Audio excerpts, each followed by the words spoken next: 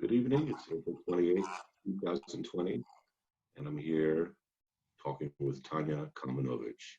I'm Matt Maneri, and this is the new show, Matt Maneri Interviews. Our first guest, Tanya Kalmanovitch. Tanya, thanks for being on. It's my pleasure. Thanks for having me. I'm so glad you could do it. So, as you know, and as everyone knows, we're stuck in the middle of a pandemic. How have you been dealing with that? Hmm. Um, Unevenly. Uh, I don't want to put a silver lining on the global pandemic. It's a disaster, particularly in the United States. We cleared 54,000 deaths in this country in the I last think 6 weeks. even more than today. Yeah. Yeah, and a lot of those I think of as policy deaths. If you compare the fatality rate in other countries, to me, it becomes clear that a lot of this is the result of particular policy decisions by the current administration. I I couldn't agree more, but don't want to get into politics straight away. But you're doing well personally. You're feeling okay and dealing with the isolationism a little bit. Up and down with the isolation. I've had some. I mean, I live alone, and didn't realize to what extent I had depended on um, like casual interactions from work. Mhm. I teach into music school, so I go into those spaces, and there's lots of other musicians around. And I run into people in the lobby, and to what extent I depended on that as sort of like a an essential texture of my social life. You know, I so can totally understand. Yeah. So let's let people know what you do and why you're here. You're an author, an educator, a violist, a creator.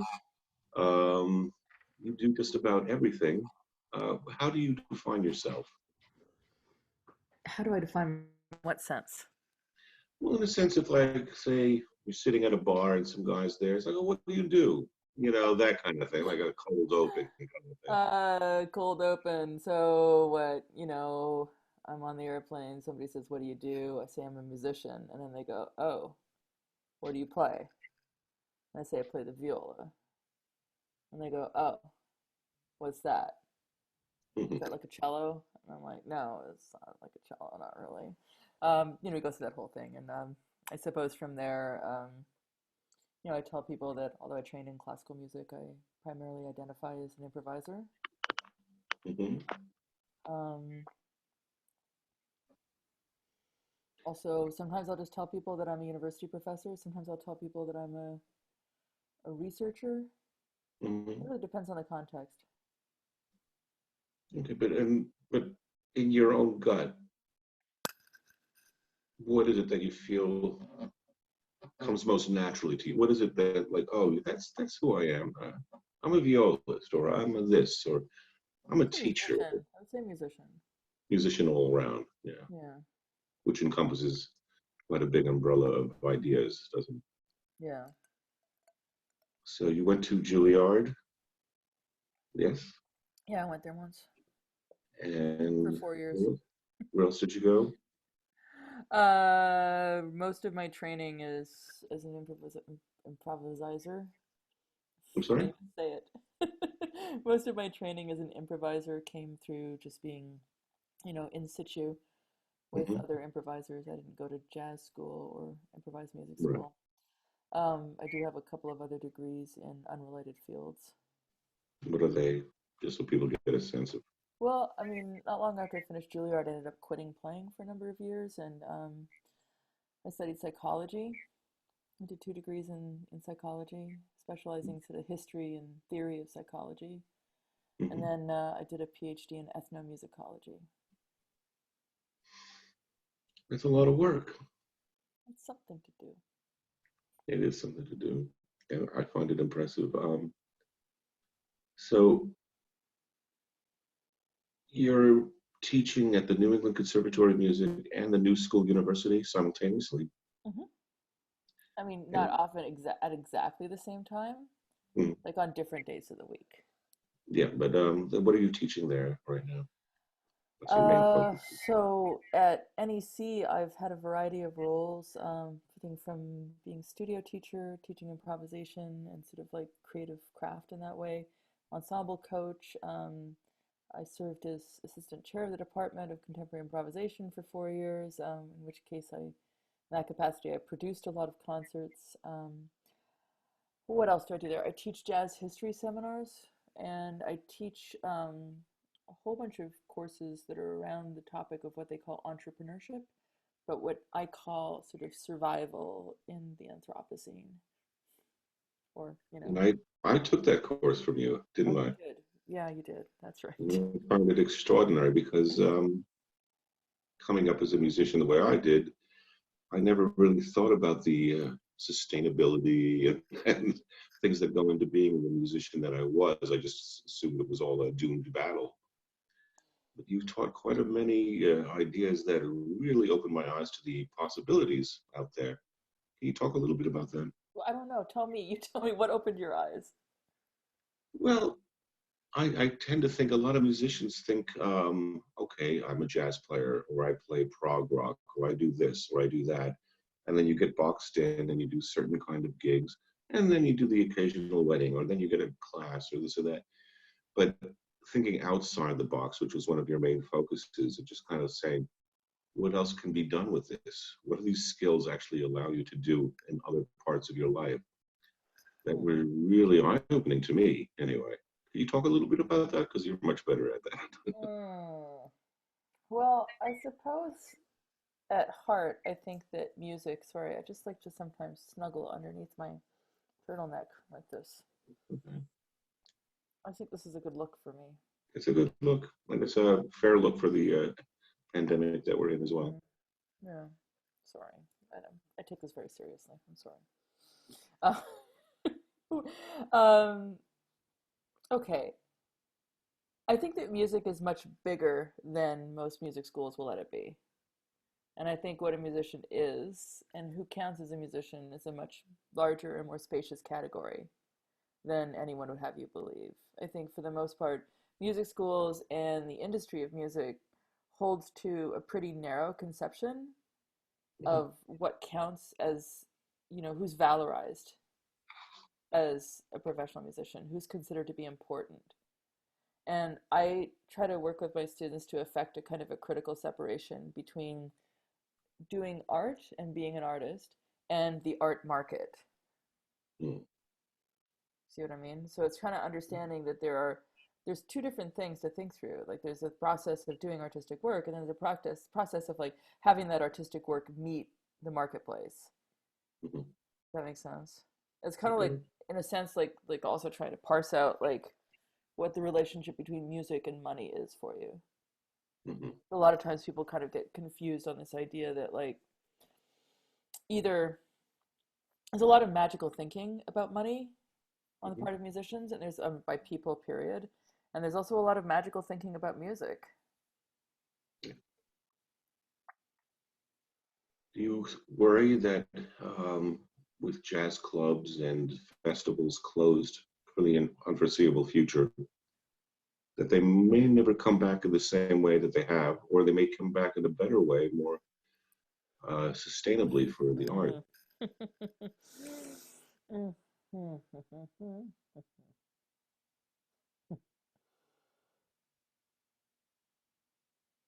I'm really worried about it. I don't think that most, I am too, personally. yeah, I don't think that most arts orgs in North America have thought about how to live independent of either independent of like a market of philanthropic funding or Mm. government funding, or how to work with anything other than the most slender of reserves, you know? Yeah. So, given, I always think like the best predictor of future behavior is past behavior. And so, if you think about like the effects of the market on the New York City jazz scene, clubs in the city in the last 30 years, I mean, you really think somebody's going to magically lower the rent so we can have a lot more like cool jazz venues? No, Absolutely. So I Yeah. could say a lot of rosy predictions that come out of effectively out of nowhere, but that would make us feel better. Mhm. You know, like I could say, well, maybe there'll be an insurgence of like hyper local performance. So maybe, you know, you'll see more DIY stuff, or maybe you'll see more tiny venues in little towns, or like maybe the big jazz scene will be in like I don't know Buffalo, New York, or something. But Mhm. I don't particularly believe that because I think the music has moved like the soul and the core of the aesthetic and the process of jazz comes from um, it's Black American music.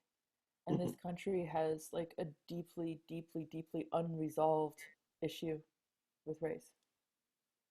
And I see in many effects the sorry, I don't know if I'm making sense here, but in many ways, I think that the current policy disaster that I talked about, and we have the current administration, is really an effectiveness. In effect, it's really around white supremacy, and it's about a kind of a desire to eradicate everything that isn't white and wealthy. That's So I wonder then about like you remember when we watched Whiplash, that movie? Yes. Right? We watched it like a few times because like what was that about? Like what vision of jazz was that? Uh, That's a white supremacist vision of jazz right there, you know? you could put it that way. I won't go that far, but I found it discerning, to say the least. Did you watch his next movie? La La Land, yes, I did. And And you said there's no like white savior complex there.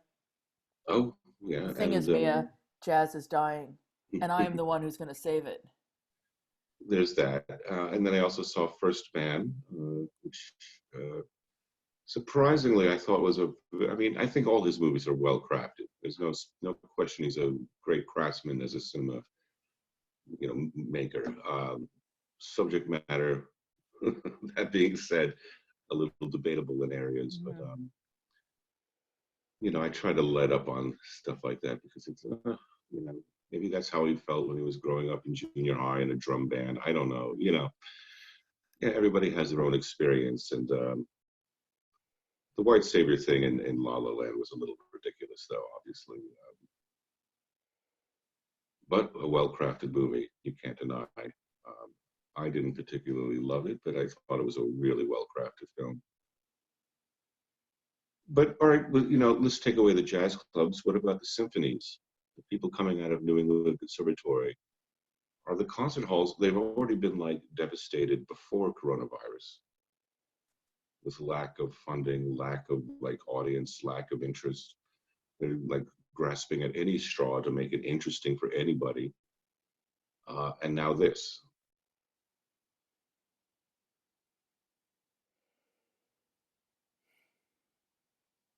Will this change their attitude? Will something happen? The only thing I can say is I don't know.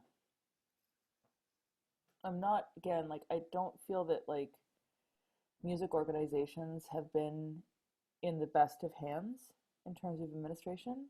Mhm. And I think one way of understanding this is to say that, like, people who have genuine skill in management, like, who are, the extraordinary artists of management, will tend to go to places where their work can be expressed to the highest level. Mhm. You know what I mean? Yeah. And I don't think that like music org management has attracted the most dynamic and talented of administrative leaders.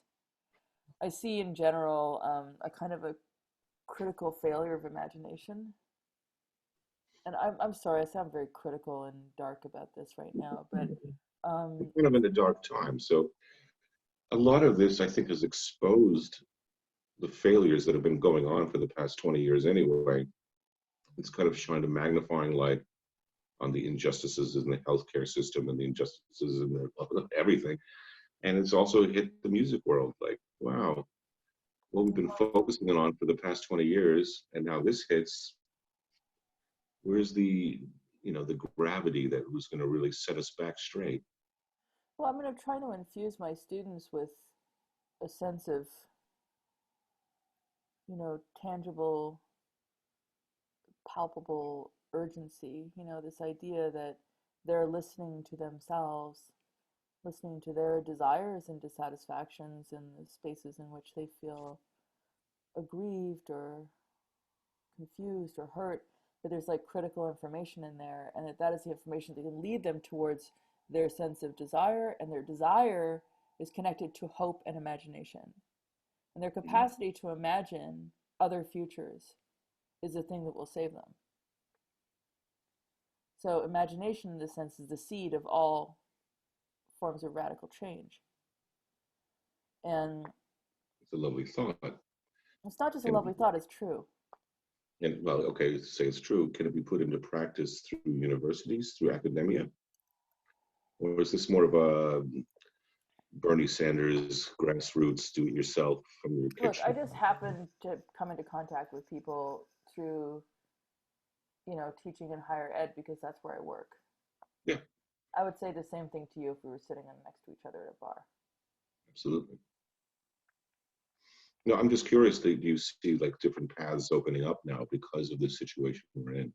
It's not necessarily that I see different paths opening up. What I'm saying is that, like, if they are going to be opened, it's going to be because somebody found the present circumstances intolerable, Right. right? And they said, this must be done differently. There must be something else. Here's what I'm not seeing. Here's what I'm missing, Mhm. right? So, I mean, was the last week of classes at NEC, Mhm. and I keep getting that T.S. Eliot line stuck in my head. This is the way the world ends, not with a bang but a whimper, Mhm. which is kind of how it felt this semester is ending. So last week I said we're not ending with a freaking whimper. So what does Mhm. a bang look like? And we talked about it, and we decided to have a ritual. So we made a ritual. What's the ritual? Well, I'll tell you. Let's see, I have it on the computer here. Let me tell you what the ritual is. In short, I decided that we would all of us go through a series of questions, right, that would ask us to, let me just pull this up, to reflect back on what we lost, um, what our wishes were for the summer. So, yeah, I mean, we're doing this all on Zoom too, right? Which is like not the best, right? So you have to extend a lot of energy to make the space of Zoom come alive as a social space. So we decided to do these questions. What is one wish that you have for yourself for this summer? What is one wish that you have for the members of a class for this summer? So what do you wish for others in the class? What is one thing that gives you hope right now that you'd like to offer to the group? What is one thing you lost this semester to which you would now like to say goodbye? What is one thing you look forward to doing when social distancing is done? What did you love most about our class, and how do you want to carry that forward into the summer? So we can do Beautiful that now if question. you want. Good. What's the first question? What is one wish you have for yourself this summer, Matt? Yeah. I'm taking care of my mother, so at some point, when things lighten up with the COVID-19, I would like to have a nurse be able to come here twice a day, kind of help me out a little bit more because it's been a lot just for one person to take. I've been here for 2 months, um, and I'm very grateful to be able to do it. Oddly enough, this has allowed me to do it because I don't have any work. Everything was canceled. But yeah, that's what I wish. How about you? Hmm. I've gone through a few different ones. One is to not lose my mind over the summer. Just to dwell in. I mean, obviously, first one is like I want more wishes, like more wishes, more. Mm. But we can only have one. So, yeah, to dwell in my wisdom, Explain that a little bit. to live using all of my intelligence. Mm. Okay, that's that's heavy, but Was Anne Sexton had this poem. Forget what poem, but she said something that this time I will love with all my intelligence. isn't it good? Just posing a question for fun.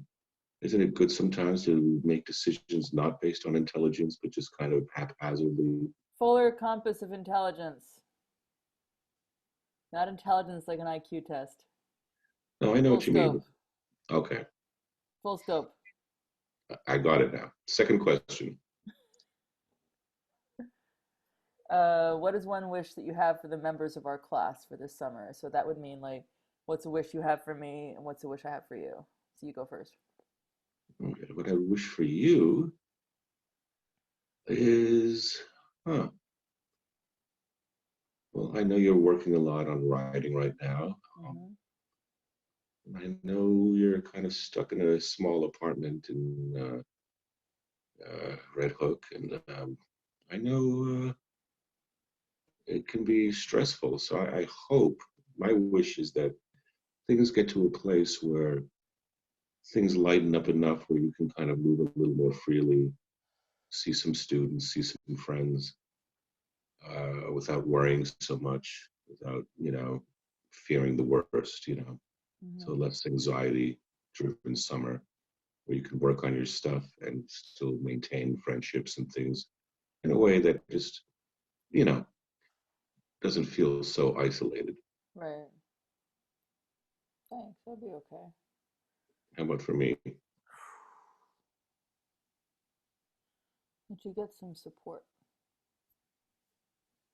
Perfect. That's what I need. Yeah, That'd be that's great. it. That's it. Like meaningful support through lots of channels, and that you're not in the 24/7 position of caregiving. Thank you. Okay? What's the third question? All right. What is one thing that gives you hope right now that you'd like to offer to the group? One thing that gives me hope right now, hmm, despite the clownishness of the administration right now that's running this particular country, the people I do know working on it, the nurses, the doctors, the people I talk to, are very serious minded people that sincerely want this to go away and are trying everything to figure this out. So hopefully, despite our higher ups being putting their foot up their ass constantly, the people that prevail will be the scientists and people who will figure this out. And it might take a year, it might take 6 months, it might take 2 years, but there is a light at the end of the tunnel. There always is. Hmm. You? Imagination.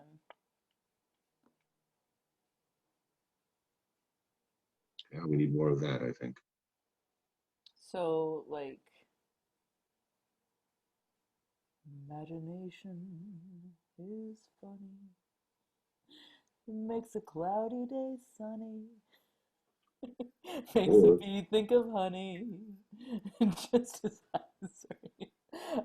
No, I mean like the come with me and you'll. you'll see the world of pure imagination. I love that song. I really If do. you want to view paradise, simply look around and view it. Exactly. Yeah, so that's actually imagination right there. right? It is. A sentence, a question is not, an interview question is not something that has to be answered in words, but could be in song, right? Which Hmm. transforms the moment. Um, and my wish, hope that I want to offer people Hmm. is the idea that in every instance there is a universe of possibilities. There are choices, beautiful, fine new choices to be made, Hmm. and you can make them. Fantastic. Question number 4. Okay. What is one thing you lost this semester to which you would now like to say goodbye? So going back to January, something you lost that you want to say a proper goodbye to. Well, I've been very fortunate. I didn't lose much other than work. And with work meant most of my friends I didn't get to see because I don't really have friends set up, in a normal sense. It's more working relationships, people that I would tour with and, rehearse with or record with, become your close friends in a way. So since March something, early March, I think I lost everything through at least September right now. So, I, I don't want to say goodbye because, I'll be seeing them again. But, those projects are gone. You can't get them back. I don't know if they will come back in the same way, Mm-hmm. if touring will come back in the same way. So I'd like to say goodbye to that style of touring that maybe won't be possible for quite a while. What the 4:45 lobby call to the discount airline? Yeah, the horrible, exactly. And sitting on a packed plane with people sneezing all over you Yeah. Goodbye. and being like constantly like, overtired because you only slept 2 hours a night. So you're totally open to any kind of influenza. Let's say goodbye to that.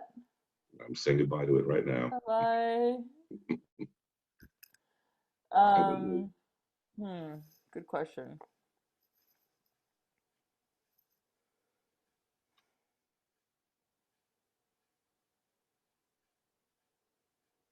I mean, I could the easy one would just be similar, like travel, commuting, going to the airport every week, Mhm. but I'll do something different.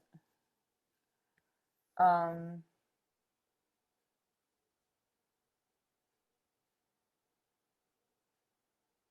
I think I lost the ability to know, to think that I knew the future.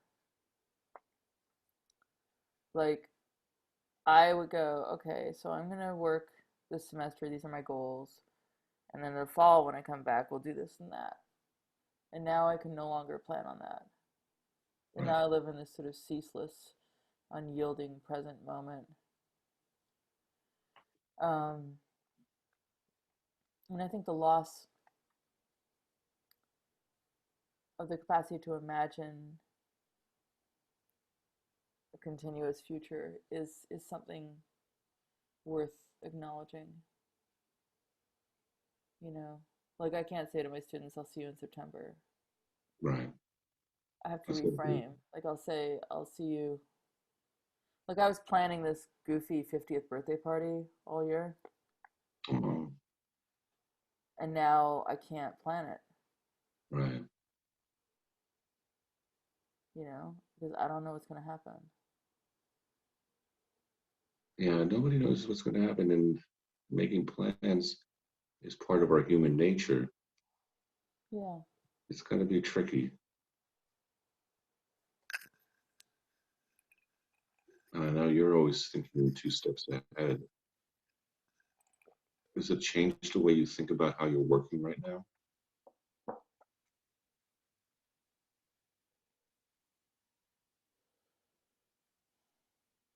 Not that much. I just gotta compartmentalize. I mean, that's how I get by. I mean, I know that this won't be like this forever. Right. And I know institutions, I know they'll come back. I just trying to like do a lot of survival level stuff to make sure that I don't get axed for my jobs. True. Is Yeah, there a kind of question deep. number 5 in there? Hmm? Was there one more question in your Oh list? yeah. Um, there's two more. Two more. Okay. So this is question number 5, I believe. What is one thing you look forward to doing when social distancing is over? Oh, uh, hugging people. You know, um, there is a sense of just human touch that sometimes we forget can be very important. Whether it's a handshake or a hug or even a bro hug or whatever it is. I miss that very much. And the obvious one is just playing in front of an audience, Mm-hmm. a closely wrapped up audience, like in a small room, Mm. humid kind of atmosphere, and just playing and getting the vibe, to and from is magical. How about you?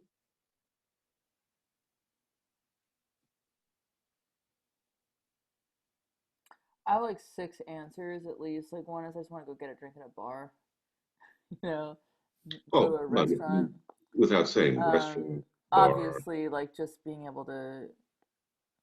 I mean, I'm really miss being able to go into my friends' homes, yeah, so being able to just walk in again yeah, without being treated like I'm a vector, like a seething ball of yeah. corona. Wait, Do you think hold we'll on. get to question Wait, number 6 in a second? hold on.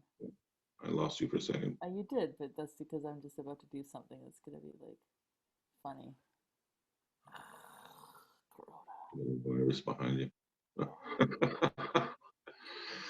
Wait, um, what? Check this out. oh, see, now I don't even want to talk to you. Like I'm going to get sick just looking at you. My corona. That poor beer company. I feel bad for them. No, that's the song, My Sharona. Yeah, yeah. Before That's we gonna get to go into the question number, interview. I'm sorry, am I ruining your interview? not at all. Am I Before we get to just like a question number, totally like I'm gonna be the worst out of all your interviews. no, you're not. I'm loving this. This is all I want is a nice conversation with a good friend. Hmm. Before we get to question number 6, as because you did psychology and all these kind of studies, do you think there's going to be a long-term effect of this social distancing? Like, say, if it goes on for another 6 months or so, that there might be some real psychological problems that have to be considered or adjusted to. Yeah, Maybe, probably. I mean, there's some people who are just like, never better, love this time. I could just focus on my values. It's so great. I'm getting right? so much done. I'm so productive. I'm like, they can all go away. I don't want to talk to those people. Um, and I think those are generally people who are like already doing pretty well within the power structure. They're Mhm. the people who can say like, this is great because I just get to like, do what I want to do. There's so many people who have no freaking choice. I mean, I got stuck yesterday thinking about not just about the 54,000 people who died, but their families, Yeah. their friends, and their coworkers. I started thinking about that level of loss. Hmm. And so, like, when people talk about, like, in a post COVID world, this is what music's going to be like, I'm like, there's going to be no post COVID world for, like, I don't know, Alice Marsalis or something. He's just dead, Okay. you know? Like, Conant's dead. Yeah. Question number 6, then. Sorry, what? Was that too much? Why are you changing the subject? No, no. I just wanted to ask that before I got to question number 6 because it pertained to 5. Well, this was like, we have to adapt this. This was like, what did you love most about our class this semester, and how do you want to carry that forward into the summer? I'll let you answer first because I did not take your class this semester. For me, it was just like I'm in this particular class that I put this one for. This was like a group of 8 or 9 people who had a really great rapport, and they were alive to each other. And so I just decided that we're just not going to stop. Mm. We're just gonna keep meeting. Fuck it. Absolutely. Assume we can do whatever we want, right? So my Hmm. way of continuing that is to not stop. Hmm. To open up a voluntary space where we're gonna just be present to each other if we want to. I don't know if that's gonna work or not, but I like the idea of wrestling that connection away from the building, away from the institution, and saying we're going to create intentionally this space for Didn't us you do to engage something with one similar another. like that on Douglas Street? Hmm? Didn't you do something similar to that on Douglas Street? What?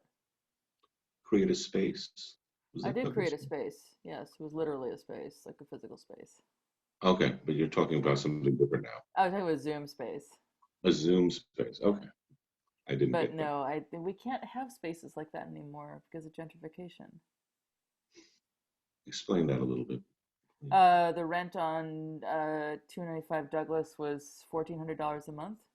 Mm. When I took a lease over from Ralph Alessi, Mhm. I was able to find 10 or 15 people to share that with me. We were able to afford, repairs, maintenance, cleaning for $125 a month Right. contribution. That I don't think that time is going to come again. Unless, I mean, this savages the real estate market in New York City. But even then, I just can't see that like necessarily happening. I mean, you've seen what Gowanus is like these days. Well, Have you seen the lineups at Whole Foods? No, you haven't because you haven't been here. but I was very impressed with that space that it actually existed and was able to put on some amazing performances. Isn't that not kind of the model we're looking at right now? Instead of like dedicated jazz clubs or improvisational spaces? You could, but you have to look at what it takes to actually make something like that sustainable. I mean, I would know how to do that now, but I would also know that it would be like close to a full-time job, Yeah. you know? I Hmm. mean, it's not impossible at all. Um, Are you working on a space in upstate? Is that correct, or am I mistaken? yeah, I bought some 14 acres of land and a barn with business partner Marika Hughes. Oh, Marika. Uh, Yeah, right. Okay. we're in a little bit of a lull right now because of I'm sure. coronavirus. But yeah, effectively what we're doing is trying to build out Kind of a a. similar model. Hmm? Is that kind of a similar model that you're trying to do Not up there? exactly. No, I mean the Douglas Street was like a membership thing, so there was at a core membership of about 15 people. And in this case, I think what we're looking at doing is like opening up space for artist residencies I see. um, and recordings. So a place for people to come and actually kind of live and do the work of art for a while. We're trying to make it a little bit less sort of like the way that a lot of these spaces function is by invitation only. Mhm. And so it ends up excluding people who don't have access for whatever reason to, you know, the careerist makings of the art market. Mhm. So we're trying to in some ways kind of like democratize that and also like draw open spaces for people who for whatever reason weren't necessarily well represented. Excuse me. It's Is been a that long a? day already. I know. I'm sorry. I don't want to keep you too long. I'm going to try to power through the rest of this interview. But is that kind of a passion of yours, or is it just something that you feel is the right thing to do?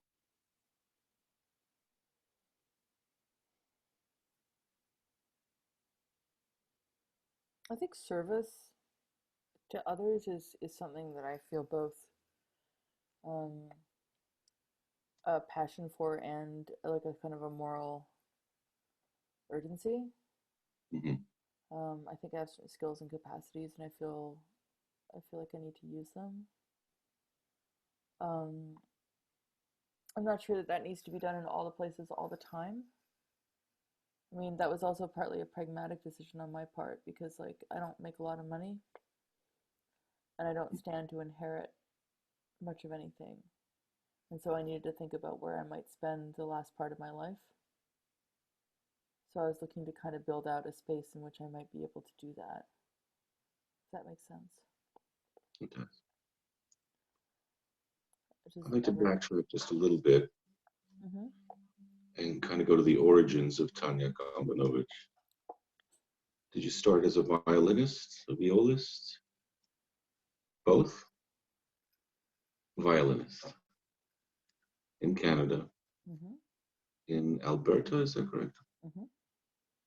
Can you just talk a little bit about that so our viewers get to get a chance to know where you're from? How far back do you want me to go? As far back as you want.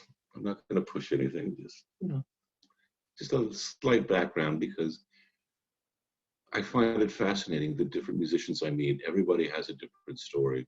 Like my good friend Randy Peterson, like his father would have killed him if he thought he was going to play an instrument, or this guy was forced to play violin 20 hours a day. Hmm.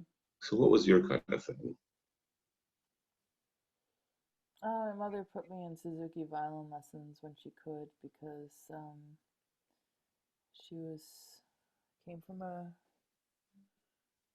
a very poor family, and for her, the level of urgency of having her children have access to every bit of beauty in the world was like a survival level, existential, critical importance.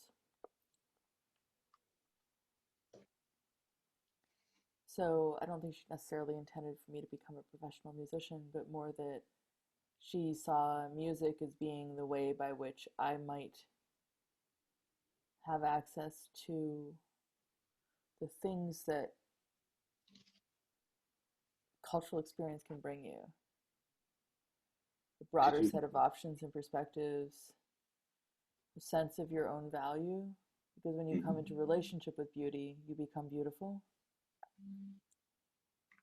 did you feel that as a child, or did you just accept it as another chore that had to be done?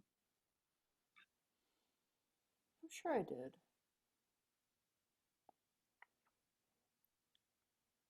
I was a bright kid. There wasn't a lot of room for, you know, a Ukrainian Canadian girl to be bright in the 70s.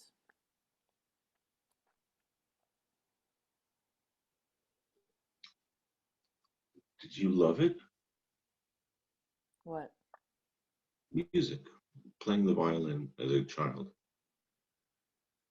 I don't know that I loved it. I mean, I had enthusiasm for it. I loved it way more than I loved brownies. Brownies was the worst. All those fucking badges. Was there a turning point in your life where you're like, this is something I really want to pursue? Yeah. Can you talk a little bit about that? Not too long. I'm sorry. You must be tired. I'm sorry. It's so Sorry, late. I just like I'm at work. I work all the time. I know. I know. It's crunch We'll time at the power end of through the this. semester. We'll power through this. I'm sorry. It's okay. I'm fine. I got this. Um, we can always redo this too. We can just. Oh, this is perfect. Okay, so I somewhere around age 14, I think I was looking for ways out, and music presented itself to me as this sort of mechanism by which, I could do specific activities and I could get better at it, you know. Mm.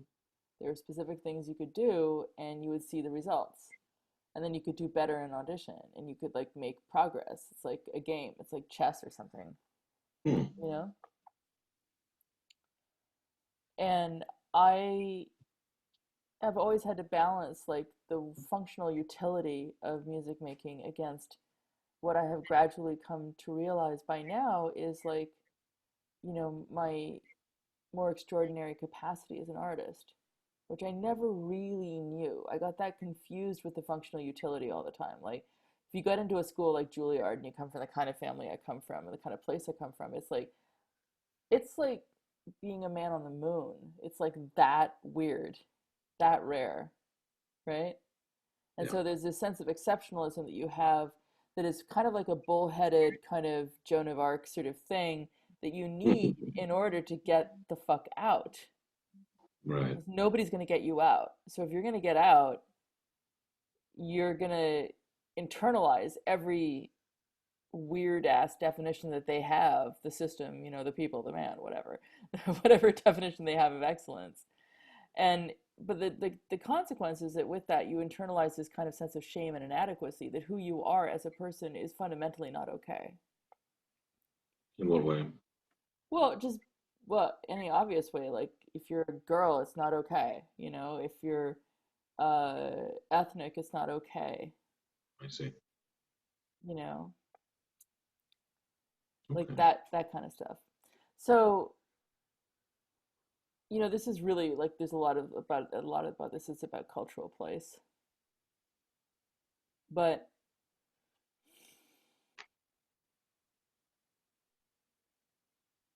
think of it like this, like that whole idea of improvement, of getting better, of getting faster, getting stronger, comes at it comes at the cost of your internalizing the idea that you were inadequate or unworthy to start with. Hmm. You know what I mean? I do. Not in the way you do, but I understand what you're saying. So that's kind of like a messed up thing to do to a kid. Yeah. Not that anyone did it to me, but like I didn't perceive the degree to which I was internalizing a sense of like self-hatred or shame by like practicing mercilessly and trying to get better.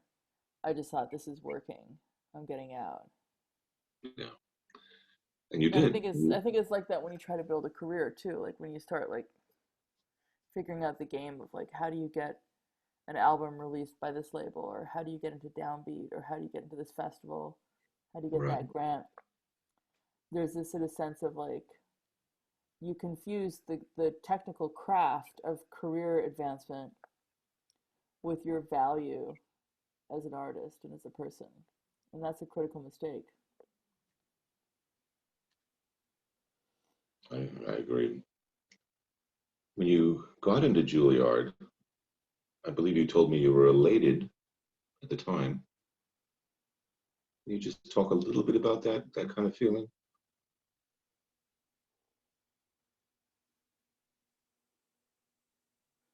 Well, I thought I was special. I think all my music teachers had always told me that I wasn't particularly special. I didn't have any particular merit as a musician. I think Yet you they were get there. what? Yet they invited you there. Yeah. Well, I mean, it must have been pretty good. But, the fact that like, you know, a viola teacher in Calgary wouldn't think that doesn't surprise me necessarily, because Calgary was a space that was so sharply marked by structures of colonialism. So, to dare to do that as like somebody coming from like a working class family, somebody who's like from the sticks. Hmm. And when you graduated Juilliard, did you feel a transition in life, or was it just like, oh, this just happened and keep trudging on? Well, I mean, I think a lot of kids that I was in school with had this, they were the people who were enculturated into the professional class of being a musician kind of all knew what to do. They had the operations manuals, they had like the rule books. They knew, okay, if I'm going to be in Europe and I'm going to want to try to do stuff, like they would know I'm going to try for New World, or I'm going to go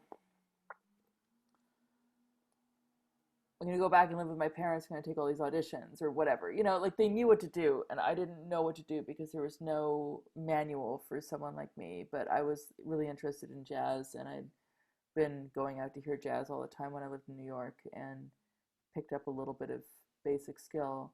And I ended up winning a job, or I mean, I won a trial position in a jazz string quartet. So that was like this kind of vindication thing where I finished Juilliard and I It wasn't went. just any jazz string quartet. You can say who it is. Turtle Island String Quartet. Yeah. Do you remember who in New York at that time was influencing you when you were going out? Hmm. Some of the inspirations. Mm,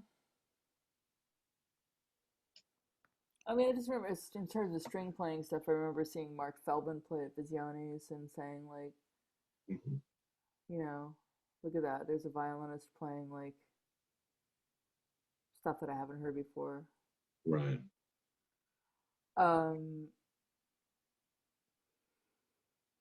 I mean, I would just get a lot of stuff that sort of fell in the sorry, that fell in the pocket of like more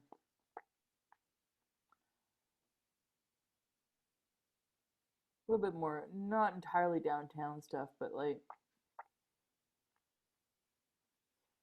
kind of on the fringes. Improv with strings, new music-y maybe? A little new music mixed in, peppered in, No, or more like the a little bit more jazz focused, you know. hmm, I went to Bradley's a lot. Um, the Knitting Factory. I didn't see a lot of the super downtowny downtown stuff. Like I didn't see Zorn, stuff like that. mhm. I would go see some of the bands like there's like the Gil Evans band at Sweet Basil's, the Mingus band when it first started. Played at And Fez on Lafayette. mhm. And you're also a wonderful singer. Was that always a natural gift, or did you No, work at that? no, I don't know anything about that. I've been watching your little singing escapades for the COVID-19 series, and I love them. And you're wonderful. Is that something that you always did, or is that something that you adopted later? I don't really do it. It's just something I do this for fun. It's just for me. I appreciate it. It's not a I try not to think of it as being a thing that I do. You're like one corner of music that's just, for you. It's like really radical for me to share that publicly. Because also, I mean, honestly, if you're a woman, everybody just assumes you're a singer anyway. Really, I did not know that. Yeah, they do. I've never Uh, expected any woman to be a singer, and usually I'm right. well, you're special. You hit a bump though after Juilliard. You went home to Canada for a little bit, Hmm. and then did the other career and academia. Hmm. What got you back to music?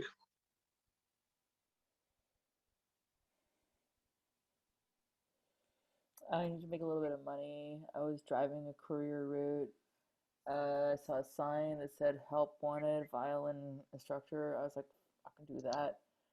So Mhm. I started secretly teaching violin lessons on the side, and then from there was a guy at the music school who had a country and western cover band. I joined that, and from there I met some guys, this drummer Tom Moon, who introduced me to this Hammond player, Ron Cassette,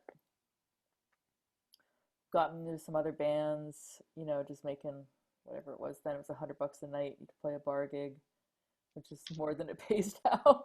Yeah, basically. And I just became kind of like this working fiddle player. And bit by bit, I was doing my graduate work in psych. And then I was like, you know what? I don't want to go to psychology PhD school. I want to be a musician. So So that's when you I felt by the decided. time I was 27, I felt called back to playing in a more significant way. And I mean, the thing that I think makes me well equipped to work with young musicians now is that I've sat in so many different positions with respect to music. Right. And I can honestly say that none of the external shit defines who you are as a musician. Defines None of it defines your value, where you sit in the market, how many awards you're winning, what grants you're getting, how many festivals you're playing. None of that has anything to do with your value. So what does have something to do with your value? It's What is intrinsic. that? What is that magical nugget? Can you talk about it? It's the degree to which you can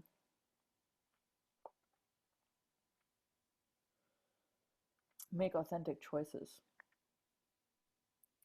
make strong choices, inhabit them, imaginative choices, um, presence, particularity of your voice. Mhm.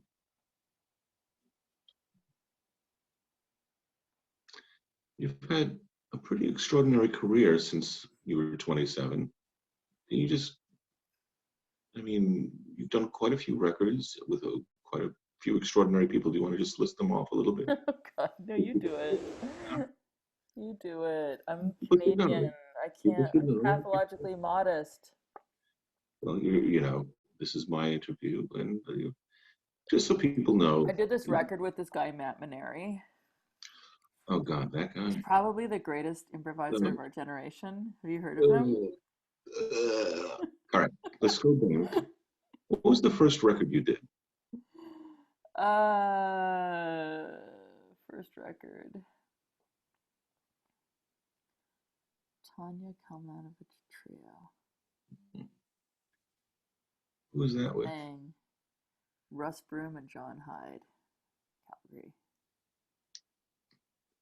I wrote some songs that sounded like standards. Mhm. I sang them. We played some instrumentals. Mhm. The next record I made was like what, 1996 or 97. Still sounds pretty good, I think. Um, the next thing I did was in maybe like 2003, and it was like a very like aggressively downtowny kind of like jazz, kind of multi-page charts with odd meters and lots of like contrapuntal stuff.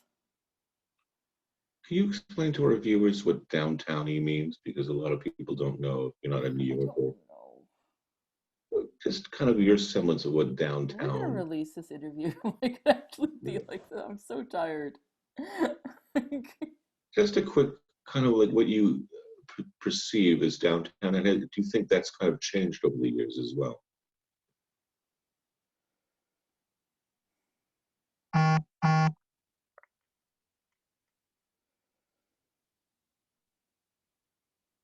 Well, I mean, it's all relative and it's a construction, right? So, uptown music, I guess, which never was spoken of as uptown music, is sort of like canonical jazz. Mm. So, jazz resurrected in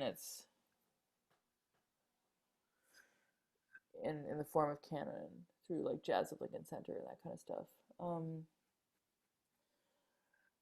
Downtown would have like a variety of influences from punk and no wave to um, klezmer and Balkan music to radical black modernist music. Um, does that make sense? It does. That's actually a very good explanation. I've never heard it that well done. Hmm, thanks. You've also I did branched out. actually did a PhD in ethnomusicology. Nah, I know you did. Don't rub it in.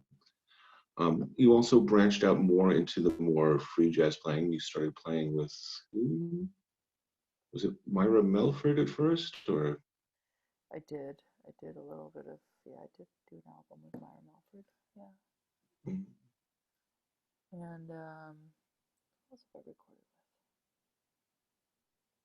I don't know, you've been working with Marilyn Crispell a little bit. with? No, you're trying to sell me Um, to people. no, I'm just because I always forget like what I've done over the years, and it's nice to kind of remember. Oh yeah, I did this, I did that. Sometimes it gets lost in the shuffle of teaching or doing other things. And of course, we've done stuff together, which I've been very proud of. Duet, viola duet. Yeah, I Um, think that I'm the more significant collaborators that I've had for the past while have been you, Marilyn, uh, Anthony Coleman, and Ted Reichman. oh yes. I mean, there's an aspect to which, like, my work at NEC has been like a sort of a critical space of actually doing music itself. Mhm. You know, so I'm sorry, I'm just so tired. All right, we're almost done. We're going to hold on the music for a second because we need to talk a bit about your writing and your social justice warrior aspect of your life. Can't call What me have you a been social writing justice recently? warrior. No, I do that just so you nod your head like Why that did you because I do know it that? bugs you. I know it bugs you. But you've been a champion. Look, you've been to Afghanistan, helped music schools there. Mhm. You've been to where else? Just tell the people what you've done. I don't know, Or don't. Siberia, India, Istanbul, places, different And places. it's to spread what?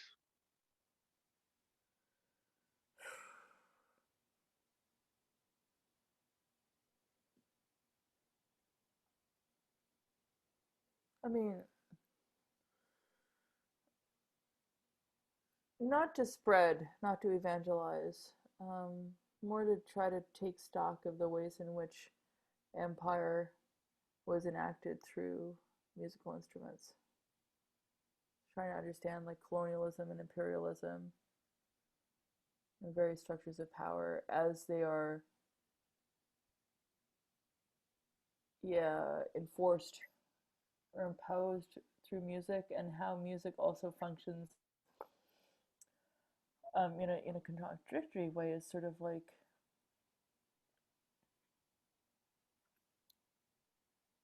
an alternate narrative, like a mechanism for, like, in the same way that I used music in a very pragmatic way to get out of where I was from. Mhm. It also worked on the level of my imagination, to allow me to imagine my place in the larger world. It's just those Suzuki books, like you would see there was like 5 or 6 languages in each one, Right. and they had little sober pictures of little Japanese kids enacting the postures, right? Mm-hmm. And that was like, I'm like that kid. That kid's nothing like me, but I'm like that kid. Right. You know what I mean?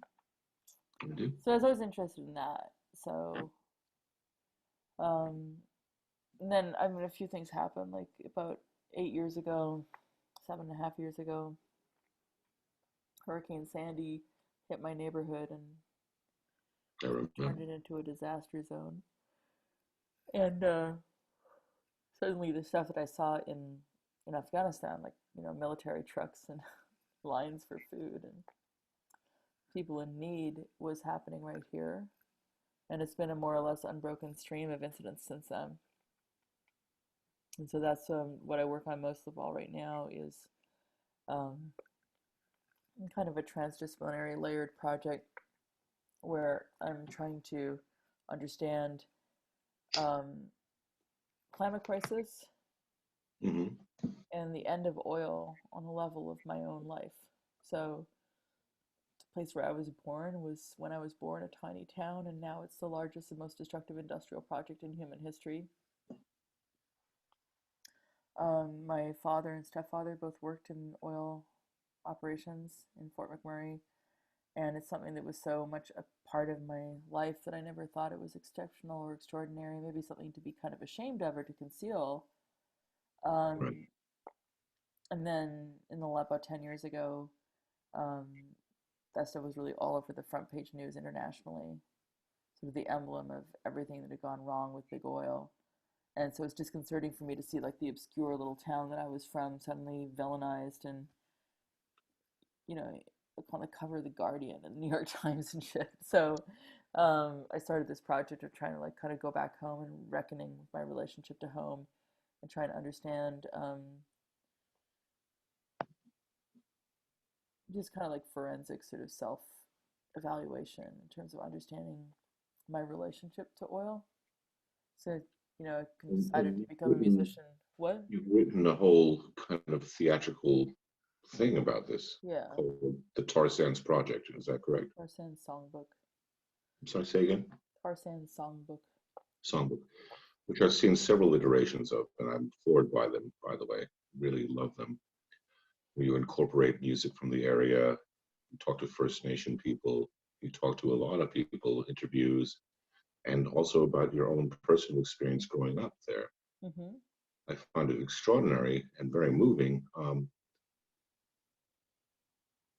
what made you want to go that personal? Because like the other stuff you were doing, like in Afghanistan, this was kind of peripheral. All right, music for kids, just that, blah blah blah. But this is a very personal project for you, isn't it? Yeah, in the sense that it's literally the story of my life. I mean, when you interviewed your mother, it was very touching. I mean, when you do those interviews, Yeah. Well, so what made you? in the live performance, there's Yeah, me sort of speaking to the audience, telling the story of what's happened in the town, but I also layer in audio recordings of interviews with my family and other people I met along the way, and yeah, live performance images, and what's the video state of things. that project right now? Is it still in Well, because of gestation COVID-19, period, or no, is it no, close to finish? it's I decided to make it into a 10-year long project so that I can continue to renew the story as it goes along. Okay. When I started, it was very, sorry, unclear whether they would continue to squeeze every last drop of oil out of the ground or whether it would halt because the environmental consequences and the human health consequences are so severe.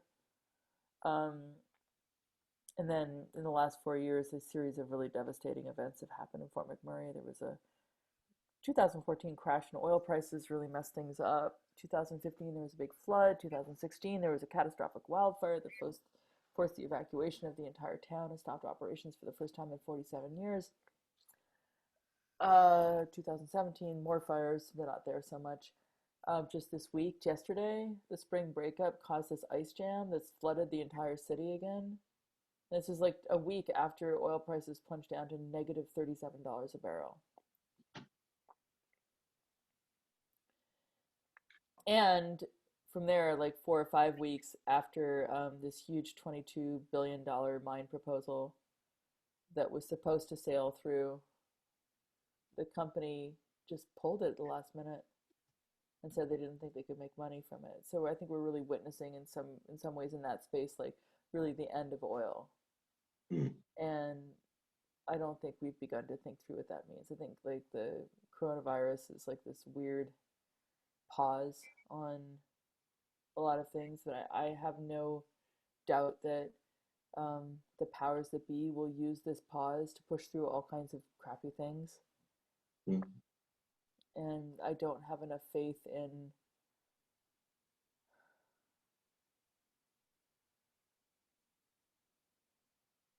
I mean, I have like all the faith in the world in the power of human imagination. You know that.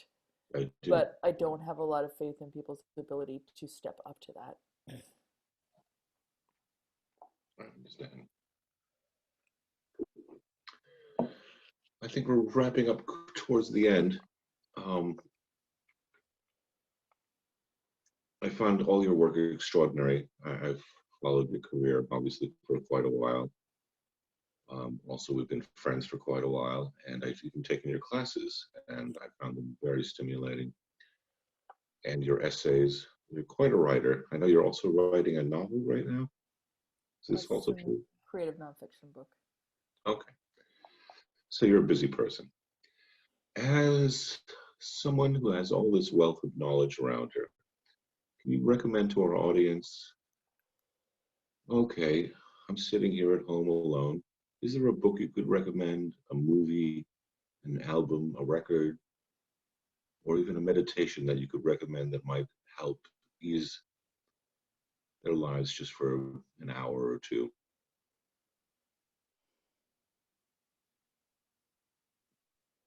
I'm not really good with movie recommendations. It Book could be something else. recommendations have to be done on a case by case basis. That's true. Um,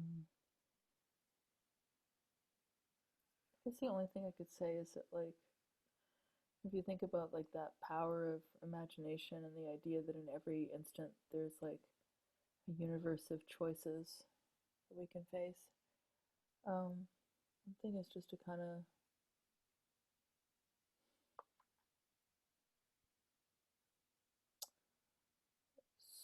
slow down a little bit and try to recognize the spaciousness of it. I don't know if that makes any sense. Um, just recognize the fuller range of choices that you have at your disposal. So, um, if you feel sad, to maybe just try to actually feel sad and not like spend all your energy fighting it. Right. Because I think when you step inside an emotion, unless you're really dealing with like some sort of neurophysiological crisis, you know, but when you step inside an emotion and stop fighting it, it usually dissipates. Mhm. It's when you fight it that you get into this vicious cycle, right? And I think find whatever it is that brings you some measure of life affirmation. You know, find your heroes. If they're dead, put them around you. Well chosen words. Yeah. Well, Peter Travers, who I like, does the popcorn thing, always ends his interviews with song. So I'd like to do the same thing. I'm going to rip it off, except we're going to play together over the internet. Is that okay with you? Yeah, sure. We're going to end this interview with Tanya Kalmanovitch, viola player, educator, author, and general inspiring person. We're going to play a little duet together. Check out her records, check out her essays. I find them fantastic. And when her books come out, check them out. Let's do it.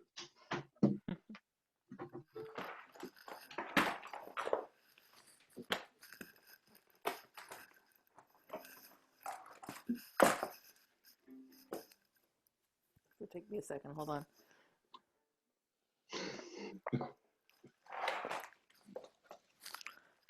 When there's equipment, there's apparatus. I know, yeah. I just had one on the side of the table here.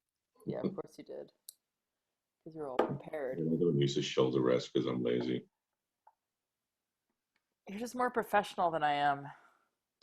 No, that's why my shoulders messed up.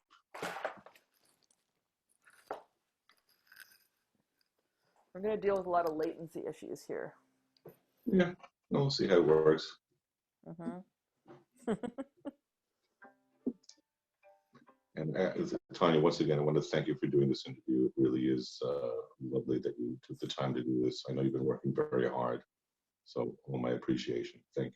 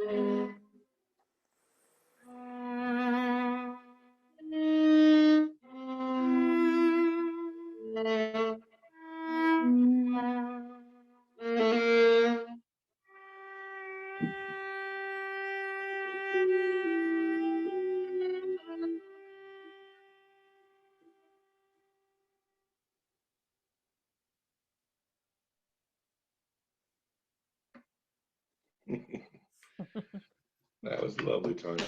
It's not impossible to do it on Zoom. It's not impossible. It's hard. It is hard. Well, I know you though. Simple breathing. I know that everybody hates my nose and my breathing because I do a lot of it. Right. But but it's not impossible. You're right. Anyway, I want to thank you so much. That concludes the interview with Tanya Kalmanovitch. Stay tuned for next week. We'll have somebody else.